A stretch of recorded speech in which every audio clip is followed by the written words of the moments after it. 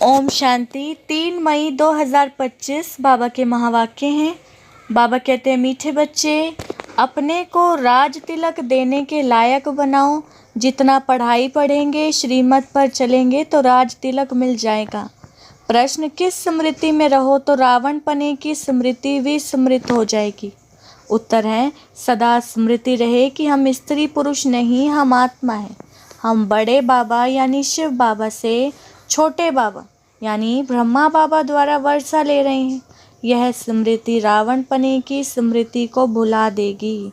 जबकि स्मृति आई कि हम एक बाप के बच्चे हैं तो रावण पने की स्मृति समाप्त हो जाती है। यह भी पवित्र रहने की बहुत अच्छी युक्ति है, परंतु इसमें मेहनत चाहिए। गीत है, तुम्हें पाके हमने जहाँ पा लिया, ज़मी तो ज़मी आसमां पा लिया। ओम शांति। रूहानी बाप बैठ रूहानी बच्चों को समझाते हैं, देखो सब तिलक यहाँ भ्रिकुटी में देते हैं।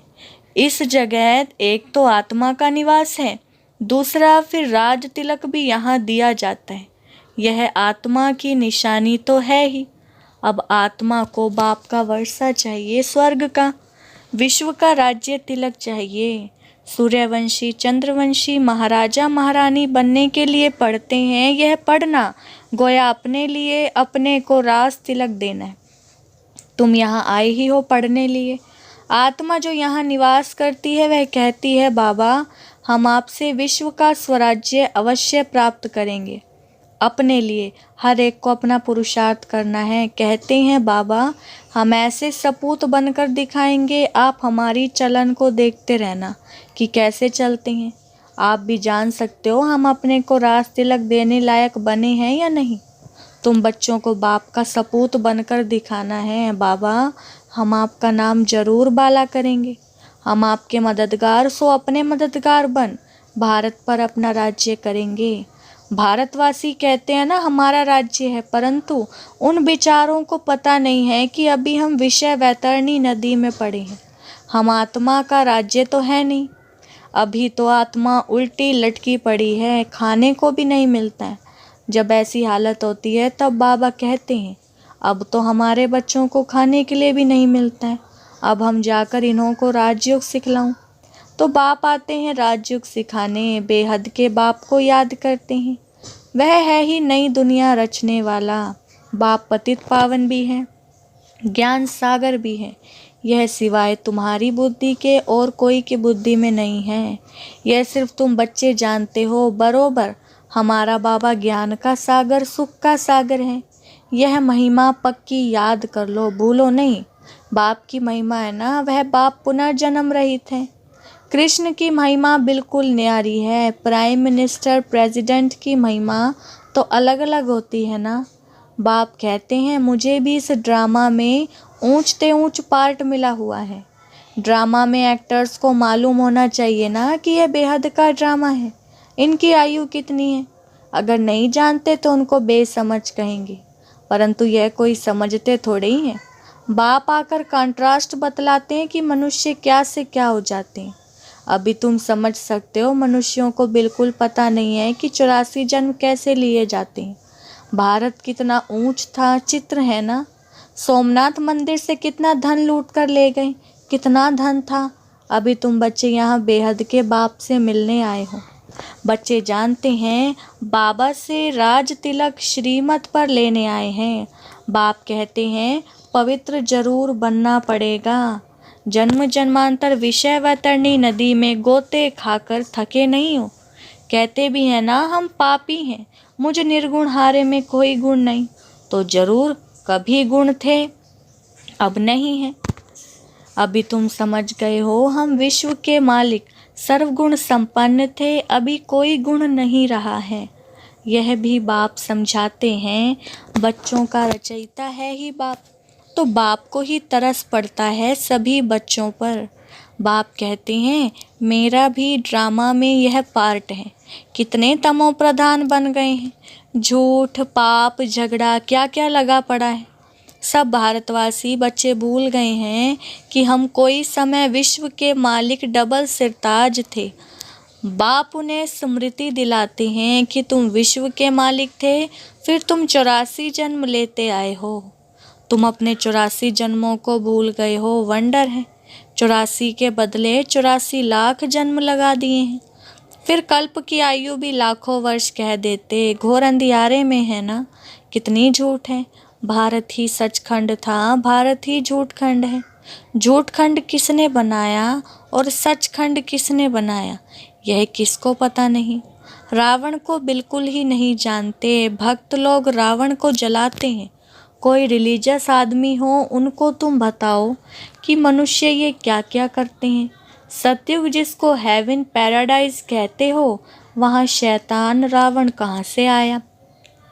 हेल के मनुष्य वहाँ हो कैसे सकते, तो समझेंगे यह तो बरोबर भूल है।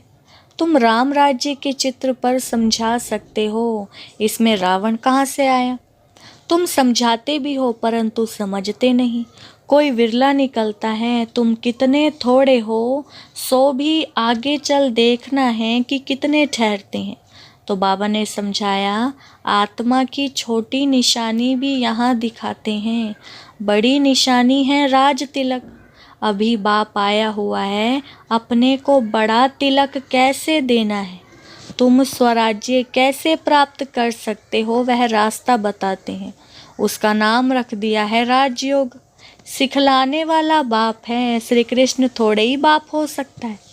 वह तो बच्चा है, फिर राधे के साथ स्वयंवर होता है, तब एक बच्चा होगा। बाकी श्री कृष्ण को इतनी रानियां आदि दे दी हैं, यह तो झूठ है ना। परंतु यह भी ड्रामा में नूंद है। ऐसी बातें फिर भी सुनेंगे। अभी तुम बच्चों की बुद्धि में है कि कैसे हम आत्माएं ऊपर से आती हैं पार्ट बजाने, एक शरीर छोड़ दूसरा लेती हैं। यह तो बहुत सहज है ना। बच्चा पैदा हुआ, उनको सिखलाते हैं यह बोलो, तो सिखलाने से सीख जाता है। तुमको बाबा क्या सिखलाता है, सिर्फ कहते हैं बाप और वर्षे को याद करो। तुम गाते भी हो ना, तो मात पिता हम बालक तेरे, आत्मा गाती है ना। बरोबर सुख घनेरे मिलते हैं। तुम बच्चे जानते हो शिव बाबा हमको पढ़ा रहे हैं। यहाँ तुम शिव बाबा के पास आए हो। भागीरथ तो मनुष्य का रथ है ना, इसमें परमपिता परमात्मा विराजमान होते हैं, परंतु रथ का नाम क्या है, अभी तुम जानते हो, नाम है ब्रह्मा। अभी तुम जानते हो ना, क्योंकि ब्रह्मा द्वारा ब्राह्मण रचते हैं। पहले होते ही हैं ब्राह्मण, चोटी फिर देवता। पहले तो ब्राह्मण चाहिए, इसलिए विराट रूप भी दिखाया है। तुम ब्राह्मण ही फिर देवता बनते हो। बाप बहुत अच्छी रीति समझाते हैं, फिर भी भूल जाते हैं। बाप कहते, बच्चे सदा स्मृति रखो कि हम स्त्री पुरुष नहीं, हम आत्मा हैं। हम बड़े बाबा यानी शिव बाबा से छोटे बाबा यानी ब्रह्मा बाबा द्वारा वर्षा ले रहे हैं, तो रावण पने की स्मृति भी स्मृत हो जाएगी। बाबा के पास बहुत अच्छी युक्तियाँ हैं। यह पवित्र रहने की बहुत अच्छी युक्ति है। बाबा के पास बहुत जोड़े आते हैं, दोनों ही कहते हैं बाबा जबकि स्मृति आई है, हम एक बाप के बच्चे हैं, तो फिर रावण पने की स्मृति विस्मृत हो जानी चाहिए। इसमें मेहनत चाहिए, मेहनत बिगड़ तो कुछ चल ना सके। हम बाबा के बने हैं, उनको ही याद करते हैं। बाप भी कहते हैं मुझे याद करो तो विकर्म विनाश होंगे। 84 जन्मों की कहानी भी बिल्कुल सहज है, बाकी मेहनत है बाप को याद करने में। बाप कहते हैं कम से कम पुरुषार्थ कर 8 घंटा तो याद करो, 1 घड़ी आधी घड़ी क्लास में आओ तो स्मृति आएगी। बाप हमको यह पढ़ाते हैं। अभी तुम बाप के सम्मुख हो ना, बाप बच्चे बच्चे कह समझाते हैं, तुम बच्चे सुनते हो। बाप कहते हियर नो इविल, यह भी अभी की ही बात है। अभी तुम बच्चे जानते हो, हम ज्ञान सागर बाप के सम्मुख आए हैं। ज्ञान सागर बाप तुमको सारे सृष्टि का ज्ञान सुना रहे हैं। फिर कोई उठाए चाहे ना उठाए, वो तो उनके ऊपर है। बाप आकर अभी हमको ज्ञान दे रहे हैं, हम अभी राजयोग सीखते हैं। फिर कोई भी शास्त्र आदि भक्ति का अंश भी नहीं रहेगा। भक्ति मार्ग में ज्ञान रिंचक मात्र नहीं, ज्ञान मार्ग में फिर भक्ति रिंचक मात्र भी नहीं। ज्ञान सागर जब आए तब वह ज्ञान सुनाए। उनका ज्ञान है ही सद्गति के लिए। सद्गति दाता है ही एक, जिसको ही भगवान कहा जाता है। सब एक ही पतित पावन को बुलाते हैं, फिर दूसरा कोई हो कैसे सकता है। अभी बाप द्वारा तुम बच्चे सच्ची बातें सुन रहे हो। बाप ने सुनाया, बच्चे मैं तुमको कितना साहूकार बनाकर गया था। 5000 वर्ष की बात है, तुम डबल सिरताज थे, पवित्रता का भी ताज था। फिर जब रावण राज्य होता है तब तुम पुजारी बन जाते हो। अब बाप पढ़ाने आए हैं तो उनकी श्रीमत पर चलना है, औरों को भी समझाना है। बाप कहते हैं मुझे यह शरीर लोन लेना पड़ता है, महिमा सारी उस एक की ही है। मैं तो उनका रथ हूँ, बैल नहीं हूँ, बलिहारी सारी तुम्हारी है। बाबा तुमको सुनाते हैं, मैं बीच में सुन लेता हूँ। मुझे अकेले को कैसे सुनाएंगे, तुमको सुनाते हैं तो मैं भी सुन लेता हूँ। यह भी पुरुषार्थी स्टूडेंट है, तुम भी स्टूडेंट हो। यह भी पढ़ते हैं, बाप की याद में रहते हैं, कितनी खुशी में रहते हैं। लक्ष्मी नारायण को देख खुशी होती है कि हम यह बनने वाले हैं। तुम यहाँ आए ही हो स्वर्ग के प्रिंस प्रिंसेस बनने। राजयोग है ना, एम ऑब्जेक्ट भी है, पढ़ाने वाला भी बैठा है, फिर इतनी खुशी क्यों नहीं होती है। अंदर में बहुत खुशी होनी चाहिए। बाबा से हम कल्प कल्प वर्षा लेते हैं, यहाँ ज्ञान सागर के पास आते हैं, पानी की तो कोई बात ही नहीं। यह तो बाप सम्मुख समझा रहे हैं। तुम भी यह देवता बनने के लिए पढ़ रहे हो। बच्चों को बहुत खुशी होनी चाहिए। अभी हम जाते हैं अपने घर, अब जो जितना पढ़ेंगे उतना ऊंच पद पाएंगे। हर एक को अपना पुरुषार्थ करना है। दिल होल दिल शिकस्त मत बनो, बहुत बड़ी लॉटरी है।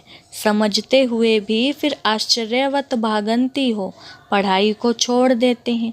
माया कितनी प्रबल है। अच्छा मीठे मीठे सिकिलदे बच्चों प्रति माता पिता बाप दादा का याद प्यार और गुड मॉर्निंग। रूहानी बाप की रूहानी बच्चों को नमस्ते। हम रूहानी बच्चों की रूहानी बाप दादा को नमस्ते नमस्ते, गुड मॉर्निंग। धारणा के लिए मुख्य सार। पहला पॉइंट है, अपने को राज तिलक देने के लायक बनाना है। सपूत बच्चा बनकर सबूत देना है। चलन बड़ी रॉयल रखनी है। बाप का पूरा पूरा मददगार बनना है। दूसरा, हम स्टूडेंट हैं, भगवान हमें पढ़ा रहे हैं, इस खुशी से पढ़ाई पढ़नी है। साथ में दिल शिकस्त नहीं बनना है। बाबा ने वरदान दिया है, अपने अधिकार की शक्ति द्वारा त्रिमूर्ति रचना को सहयोगी बनाने वाले मास्टर रचता भव। वरदान का विस्तार है, त्रिमूर्ति शक्तियाँ मन बुद्धि और संस्कार, यह आप मास्टर रचता की रचना है। इन्हें अपने अधिकार की शक्ति से सहयोगी बनाओ। जैसे राजा स्वयं कार्य नहीं करता, कराता है। करने वाले राज्य कारोबारी अलग होते हैं, ऐसे आत्मा भी करावनहार है। करनहार यह विशेष त्रिमूर्ति शक्तियाँ हैं।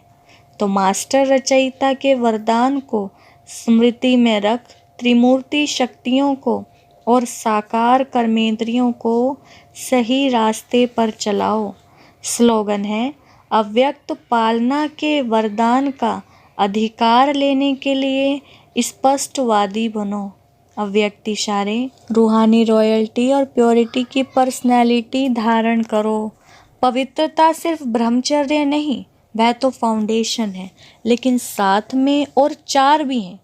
क्रोध और सभी साथी जो हैं, उन महाभूतों का त्याग, साथ साथ उनके भी जो बाल बच्चे छोटे छोटे अंश मात्र वंश मात्र हैं, उनका भी त्याग करो। तब कहेंगे प्योरिटी की रूहानी रॉयल्टी धारण की है।